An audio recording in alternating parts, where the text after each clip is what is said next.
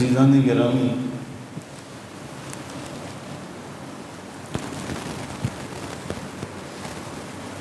اللہ تعالیٰ جل وعلا نے قرآن کریم میں بہت واضح طور پر ارشاد فرمایا لقد من اللہ علی المؤمنین اذ بعث فیہم رسولا، بے شک اللہ تعالیٰ جل وعلا نے ایمان والوں پر بڑا احسان فرمایا جب ان میں ایک رسول مبعوث فرمایا، بھیج دیا۔ اب اس جملے کو ذہن میں رکھیے گا کہ کائنات کا خالق، مالک، عالمین کا پالنے والا وہ یہ فرما رہا ہے کہ ایمان والوں پر ہم نے بہت بڑا احسان فرمایا جب ان میں ایک رسول جو انہی میں سے ہے ان میں بھیج دیا۔ کچھ چیزیں ہوتی ہیں جو بڑی پر لطف ہوتی ہیں۔ پر لطف ہونے کا مطلب یہ ہے کہ ان کو سمجھنا اتنا مشکل نہیں ہوتا، لیکن باہر طور اسے مشکل بنا دیا جاتا ہے۔ ایک حدیث ہے صحیح مسلم کی، اللہ تعالیٰ جل وعلا قیامت کے دن ایک بندے سے فرمائے گا، اے آدم کے بیٹے،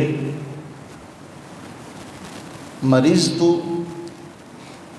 فلم تعدنی، میں بیمار تھا تو نے میرا پتہ نہیں کیا۔ کون فرمائے گا؟ اللہ تعالیٰ ابن آدم سے فرمائے گا میں بیمار تھا تو نے میرا پتہ نہیں کیا۔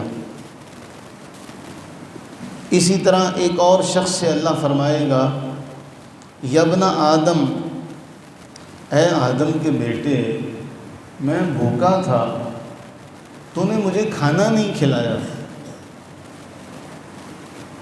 اسی طرح ایک بندے سے فرمائے گا، اے آدم کے بیٹے، میں پیاسا تھا تو نے مجھے پانی نہیں پلایا۔ یہ 3 جملے ہیں صحیح مسلم کی حدیث میں، حدیث نمبر ہے 2569۔ اب ان تینوں سے جب اللہ تعالیٰ جل وعلا یہ فرمائے گا تو تینوں جواب میں یہ کہیں گے، پہلا شخص کہے گا، یا اللہ تو مالک ہے، میں تیری عیادت کیسے کر سکتا؟ تو بیمار کیسے ہو سکتا ہے کہ میں تیری عیادت کرتا؟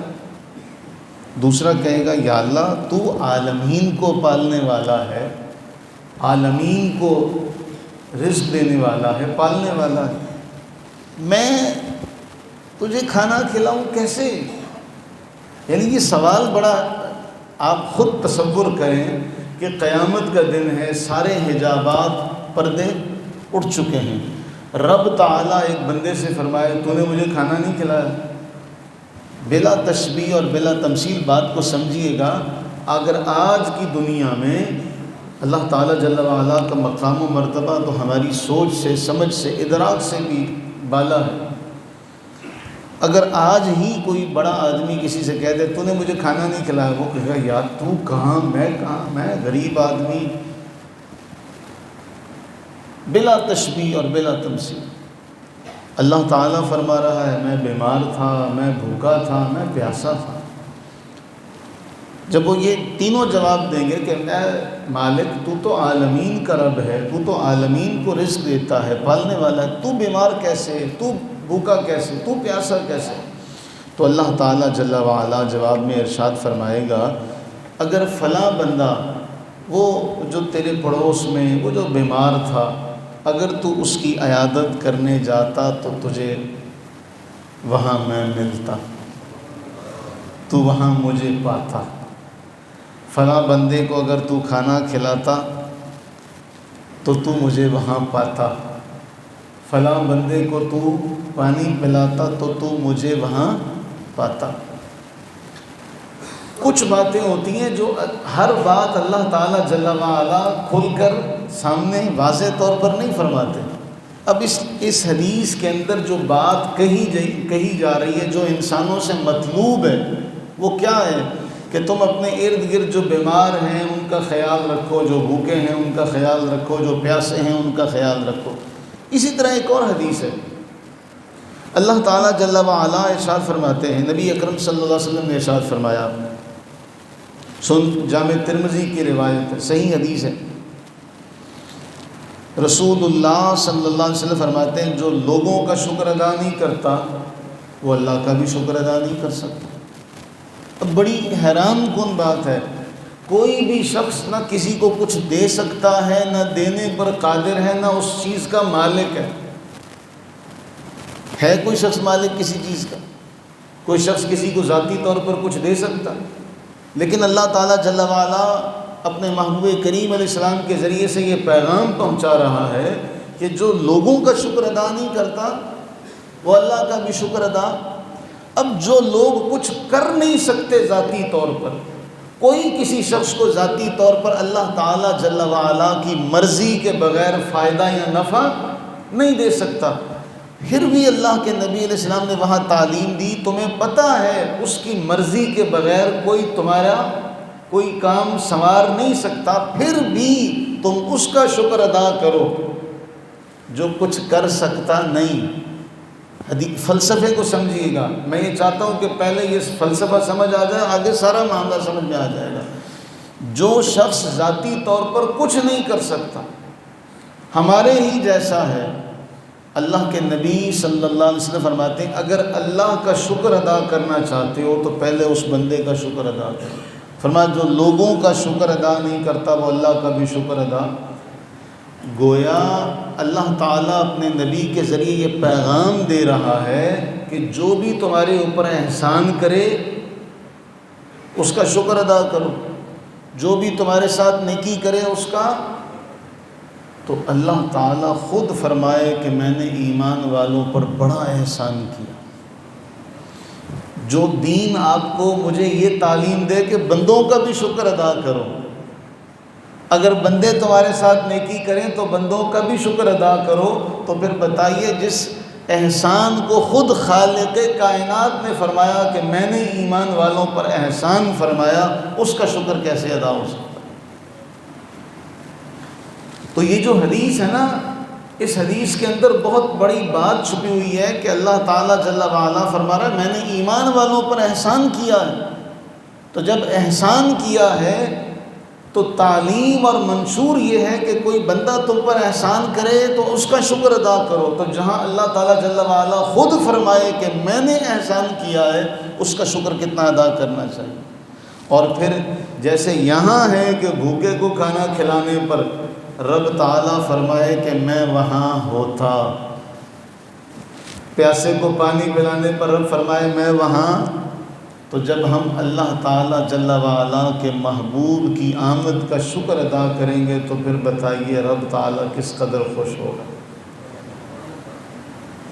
تو دین کا جو مطلوب اور مقصود ہے شریعت محمدی کا، وہ اس آیت میں بہت واضح ہے کہ اللہ تعالیٰ نے ایمان والوں پر احسان فرمایا۔ کتنا احسان؟ اب جس کے ذریعے سے احسان ہو رہا ہے، صحابہ کرام علیہم الرضوان نے، آج دنیا میں بڑے بڑے لوگوں کی محبت کے چرچے ہوتے ہیں، ہیر رانجھا کا ذکر ہے، سسی پنوں کا ذکر ہے، اور بہت سارے شیریں فرحات۔ ہر معاشرے کے اندر کچھ لوگ ہیں جن کے اس طرح کے افسانے لوگوں میں مشہور ہیں۔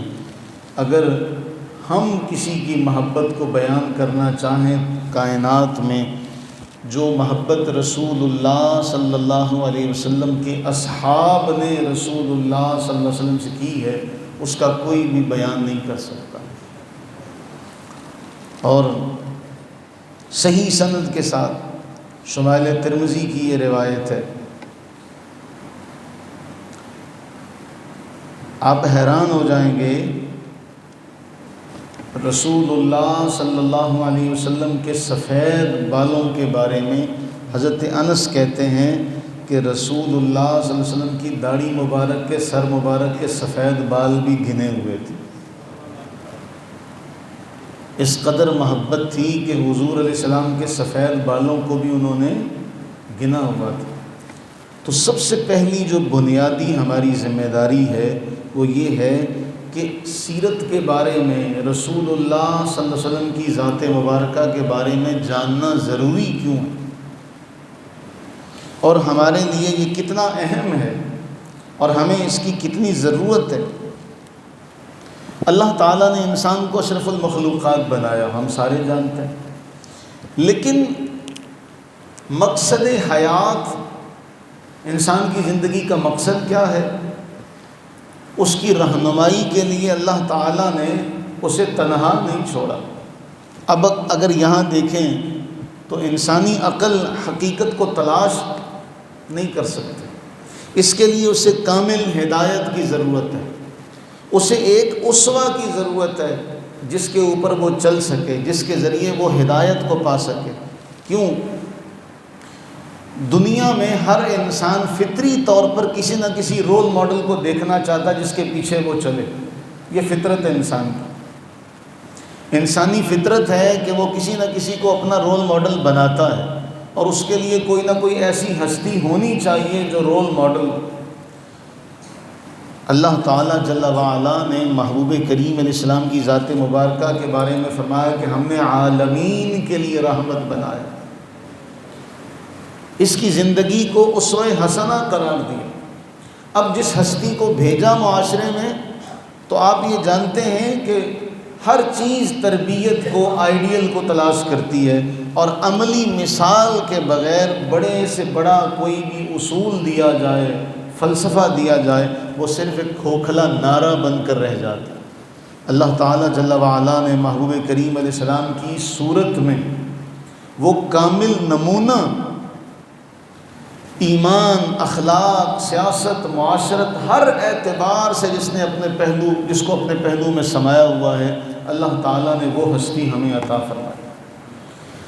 زندگی کا کوئی مسئلہ، زندگی کا کوئی گوشہ، آپ پوری نسل انسانی کی تاریخ اٹھا کر دیکھیے، کوئی معاشرے میں ایسا شخص نہیں ملے گا جو یہ کہہ سکے کہ میری زندگی میں مجھے ضرورت ہے رہبر کی، رہنما کی، لیکن مجھے حضور علیہ السلام کی زندگی سے رہنمائی نہیں ملتی، ایسا کبھی نہیں ہو سکتا۔ تو اس لیے عقل محدود ہے، محدود عقل کے لیے اللہ تعالیٰ نے محبوب کریم علیہ السلام کو کامل اسوہ دے کر بھیجا، رحمت للعالمین بنا کر بھیجا کہ محدود عقل ہے تمہاری، تم کچھ نہیں کر سکتے، اگر کامل ہونا چاہتے ہو تو اس ہستی کا دامن تھام لو۔ اور انسانی اجتماعیت کی ضرورت ہے، کوئی بھی معاشرہ صرف نظریات کے بلبوتے پر نہیں چلتا۔ آپ یہ سمجھ لیں کہ جی معاشرہ صرف نظریات پر چلے گا، اصولوں پر چلے گا، جب تک اس کے لیے عملی طور پر کوئی قائد نہ ہو، کوئی شخصیت نہ ہو، کوئی بھی معاشرہ نہیں چل سکتا۔ اگر رسول اللہ صلی اللہ علیہ وسلم کی ذات مبارکہ نہ ہوتی تو قرآن محض نظریات ہیں، اس کو عملی طور پر رسول اللہ صلی اللہ علیہ وسلم نے معاشرے میں عملی طور پر دیا کہ دنیا ایسے گزاری جائے۔ اچھا، ہم بھی دیکھتے ہیں کہ قرآن بیان کر دیتا ہے نماز قائم کرو، قرآن حکم دیتا ہے زکوٰۃ ادا کرو، لیکن نماز کیسے قائم کریں، زکوٰۃ کیسے ادا کریں؟ قرآن فرماتا ہے حج لازم ہے اہل ایمان پر جو استطاعت رکھتے ہیں، لیکن حج کیسے کیا جائے گا، مناسک حج کیا ہوں گے، قربانی کا طریقہ کیا ہوگا؟ یہ سارے کے سارے معاملات اللہ تعالیٰ نے عملی طور پر قرآن کی تفسیر اور ناطق قرآن محبوب کریم علیہ الصلوۃ والتسلیم کی ذات مقدسہ، قرآن خود فرماتا ہے۔ اب سیرت کی جو اہمیت ہے، قرآن فرما رہا ہے رسول اللہ صلی اللہ علیہ وآلہ وسلم کی سیرت قیامت تک آنے والی امت کے لیے بہترین نمونہ۔ قرآن فرما رہا ہے کہ محبوب کریم علیہ السلام کا اخلاق اعلیٰ ترین اخلاق، عظیم ترین اخلاق۔ قرآن فرما رہا ہے کہ سیرت رحمت عالم، ذات رحمت عالم کسی ایک مخصوص طبقے کے لیے نہیں ہے، کسی ایک مخصوص علاقے کے لیے نہیں ہے، پورے عالمین کے لیے رحمت ہے۔ تو جو رحمت ہو اس کے بغیر معاملات حل ہو سکتے؟ اور پھر خود رسول اللہ صلی اللہ علیہ وسلم نے ارشاد فرمایا جو میری سنت سے منہ موڑ لے وہ مجھ سے نہیں ہے۔ تو ہر معاملے میں ہمیں ضرورت ہے رسول اللہ صلی اللہ علیہ وسلم کی ذات مبارکہ کا جو صحیح نقشہ ہے عملی اعتبار سے، وہ صحابہ کرام علیہم رضوان نے ہم تک پہنچایا، اور ہم اس کے بغیر کوئی بھی کردار ادا نہیں کر سکتے۔ محدثین مفسرین یہاں جملہ لکھتے ہیں، آپ دیکھیے، کوئی شخص بیٹا ہے، کوئی شخص باپ ہے، شوہر ہے، سسر ہے، داماد ہے، معاشرے کے اندر کام کرنے والا مزدور ہے، معاشرے کا رہبر ہے، رہنما ہے،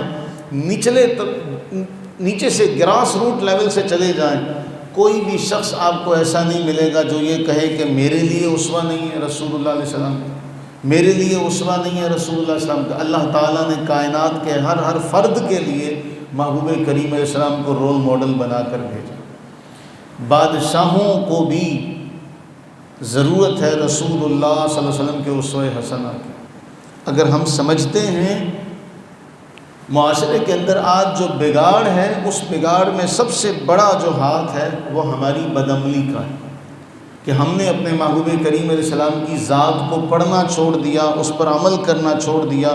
اگر ہم چاہتے ہیں معاشرے کے تمام حقوق، آپ دیکھیے ماں باپ کے حقوق ہیں، اولاد کے حقوق ہیں، میاں بیوی کے حقوق ہیں، پڑوسیوں کے حقوق ہیں، راستوں کے حقوق ہیں، اللہ کے نبی علیہ السلام نے کون سا حق ہے جو ہمارے لیے بیان نہیں فرمایا؟ کون سا ایسا حق؟ اب ہماری ذمہ داری ہے کہ ہم رسول اللہ صلی اللہ علیہ وآلہ وسلم کی ذات کو جانیں، آپ کی سیرت کو سمجھیں۔ اگر ہم آپ کی ذات کو، آپ کی سیرت کو سمجھیں گے تو ہم ان سارے معاملات میں ایک رہبر اور رہنما رسول اللہ صلی اللہ علیہ وسلم کی ذات مبارکہ کو پائیں گے، اور کامیابی کا راستہ جو ہے وہ ہمارے ہاتھ آ جائے۔ اب جو پہلی بات میں نے کی، اللہ تعالیٰ جل وعلا نے فرمایا ہم نے احسان کیا۔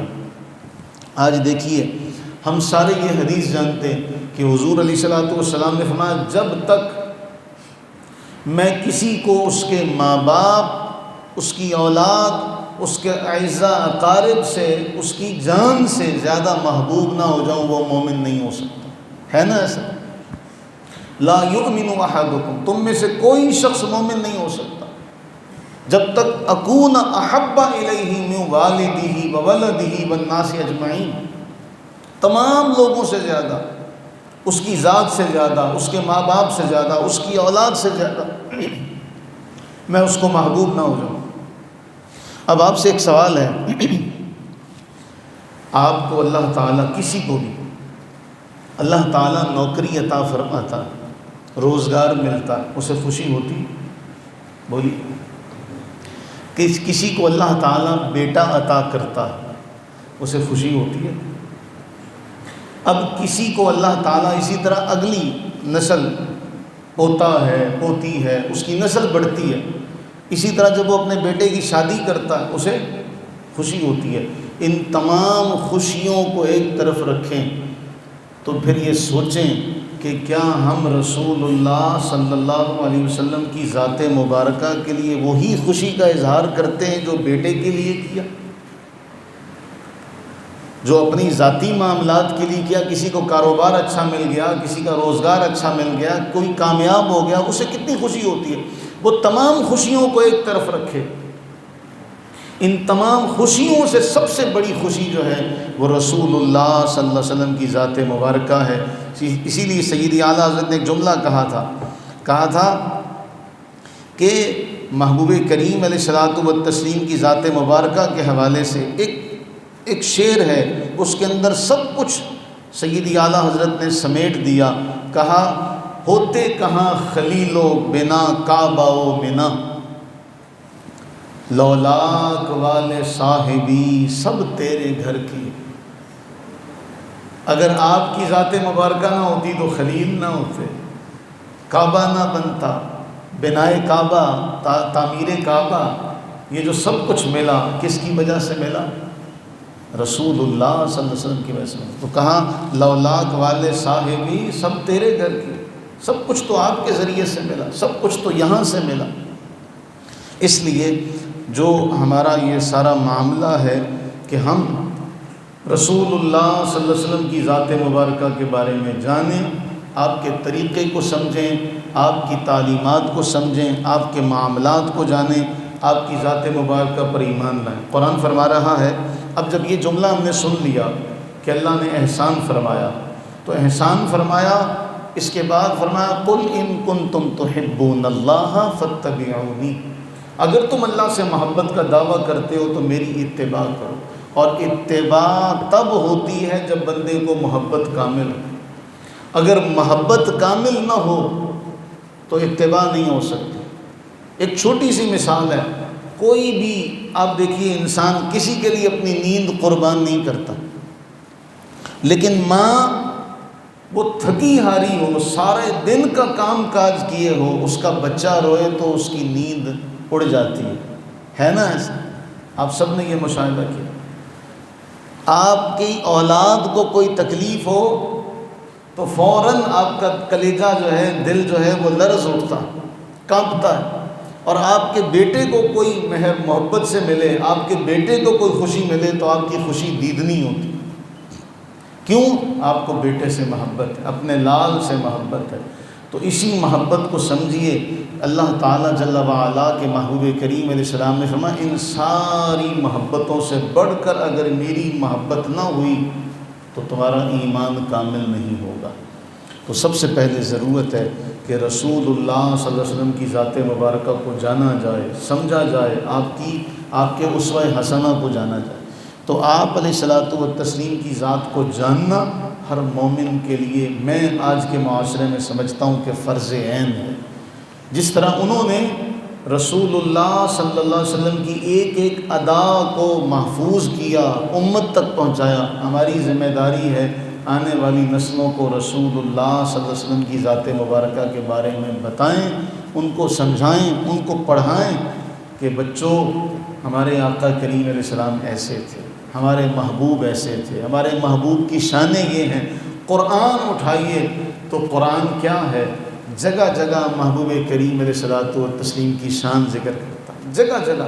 اس لیے یہ مقدس مہینہ، رحمتوں برکتوں والا مہینہ، رحمت للعالمین کی آمد کا مہینہ، یہ ہم سب کے لیے بہت بڑی نعمت ہے کہ اللہ تعالیٰ جل وعلا کا شکر ادا کیا جائے، اور اللہ تعالیٰ جل وعلا کے حضور یہ دعا کی جائے کہ اے مالک و مولا، ہم جس کے پیچھے چل رہے ہیں ہمیں اس ذات کی معرفت عطا فرما۔ یہ بہت بڑا سوال ہے، بہت بڑا سوال ہے کہ ہم اس جملے کو سمجھ سکیں کہ رسول اللہ صلی اللہ علیہ وسلم کی ذات کی معرفت ہر ایک کو نہیں ملتی، ہر ایک کو نہیں ملتی۔ اتنا بڑا جملہ ہے، اتنا بڑا جملہ ہے، اتنا بڑا جملہ کہ ہم سب کے قد بہت چھوٹے ہیں اس ایک جملے کے سامنے۔ اللہ تعالیٰ ہم سب پر اپنی رحمتیں برکتیں نازل فرمائے، ہمیں محبوب کریم علیہ الصلوۃ والتسلیم کی آمد کی خوشی کو اللہ تعالیٰ صحیح طور پر جاننے کی توفیق عطا فرمائے۔ جب آپ کی ذات کی معرفت ہمیں ملے گی تو پھر ہمیں خود بخود خوشی ہوگی۔ جب حضور فرمائیں تم دوزخ میں گرنا چاہتے ہو اور میں تمہاری کمر سے پکڑتا ہوں تو میں دوزخ میں گرنے سے بچاتا ہوں، جو دوزخ میں گرنے سے بچائے، جو عالمین کے لیے رحمت ہو، جس کا وجود مسعود اس ساری کائنات کے لیے رحمت ہو، اس کے لیے تو پھر ہمارے اندر جو خوشی کا مادہ ہے، جو ہمارے اندر خوشی کا معاملہ ہے، وہ ایسا ہونا چاہیے کہ ہر ایک کو نظر آئے، اور وہ ایسا ہے کہ جو بیان سے باہر ہے۔ اللہ تعالیٰ ایمان کی سلامتی عطا فرمائے، اللہ تعالیٰ محبوب کریم علیہ السلام کی محبت نصیب فرمائے، اسی محبت میں ہم سب کو زندگی گزارنا نصیب فرمائے، اسی محبت پر ہم سب کا خاتمہ فرمائے۔ آمین ثم آمین، وما علینا الا البلاغ المبین۔